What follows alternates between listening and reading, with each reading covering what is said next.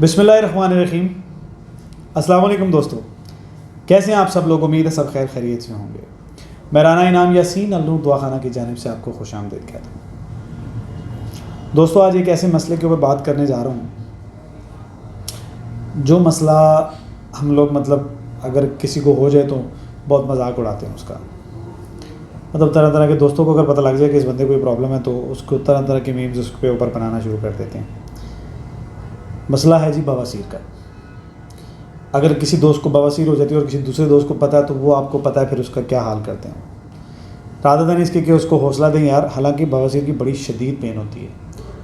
اگر آپ دیکھیں تو یہ ایک ایسی پین ہے کہ یہ انسان کی نا برداشت کرنے والی پین تک چلی جاتی ہے اگر یہ بگڑ جائے تو۔ بواسیر ہوتی کیوں ہے؟ اس کی وجہ کیا ہے؟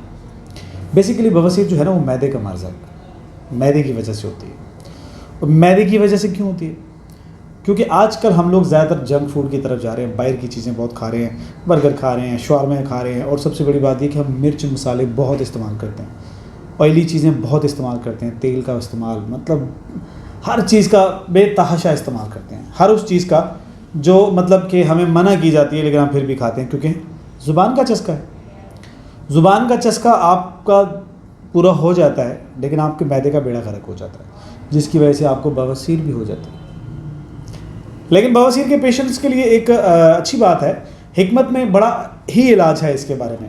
اگر آپ ڈاکٹری علاج کی طرف جاتے ہیں تو وہ ایک ہی علاج بتاتے ہیں، آپریشن۔ کئی دوستوں نے آپریشن کرایا، فون کیا کہ ہمیں پرابلم ہے پھر بھی نہیں جا رہی، بادی ہے تو بادی میں ایشو ہے، خونی ہے تو خونی میں ایشو ہے، پین جو ہے وہ نہیں جا رہی۔ پھر کئی دفعہ لوگوں کو ڈیکلوران ڈفرینٹ قسم کے ٹیکے لگوانے پڑ جاتے ہیں جو پین کلر ہے، جس کی وجہ سے پین ان کی ختم ہو جاتی ہے۔ جب یہ شدید پین ہوتی ہے تو بہت خطرناک پین ہوتی ہے۔ اچھا، اس کے کچھ تھوڑے سے نسخے میرے خیال سے امید ہے سب کو پہلے بھی پتہ ہوں گے۔ جن لوگوں کو نہیں پتہ اور جو میری ویڈیوز دیکھتے ہیں ان بھائیوں کے لیے، ان دوستوں کے لیے، ان بہنوں کے لیے، اگر بہنوں کو ہے، بھائیوں کو ہے، کسی کو بھی یہ مسئلہ ہے۔ انجیر کا نام آپ نے سنا ہوگا۔ اللہ تعالیٰ نے انجیر کے بارے میں بہت کچھ قرآن مجید میں بیان بھی کیا ہے، ٹھیک ہے۔ انجیر آپ نے کیا کرنا ہے، انجیر کے جو 3 دانے ہیں آپ نے رات کو بھگو دینے ہیں پانی کے اندر۔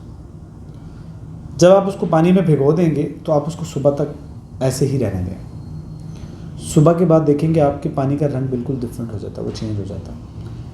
آپ نے کیا کرنا ہے، سمپل، آپ نے وہ انجیر کے جو 3 دانے ہیں وہ اس کے اندر سے جو وہ بالکل میش ہو جائیں گے تو ان کو آپ نے کھا لینا ہے، اور وہ جو پانی ہوگا وہ پی لینا ہے۔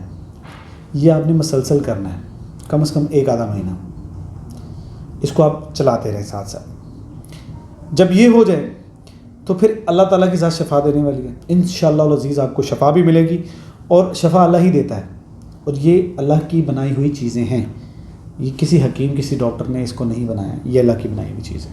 اللہ نے اس کے فوائد بھی بہت سارے بتائے ہیں، ٹھیک ہے۔ تو انجیر کا استعمال کریں۔ ہاں، کچھ ہمارے دوست ہیں جن کو شوگر کا ایشو ہے، شوگر کے پیشنٹ ہیں، ان کے لیے کیا ہے، اگر آپ شوگر کے پیشنٹ ہیں تو آپ کو اسم گول کا چھلکا استعمال کرنا چاہیے۔ آپ اس کو بھگو کے اسی طرح پانی میں رات کو رکھ دیں، صبح اس کا استعمال کریں۔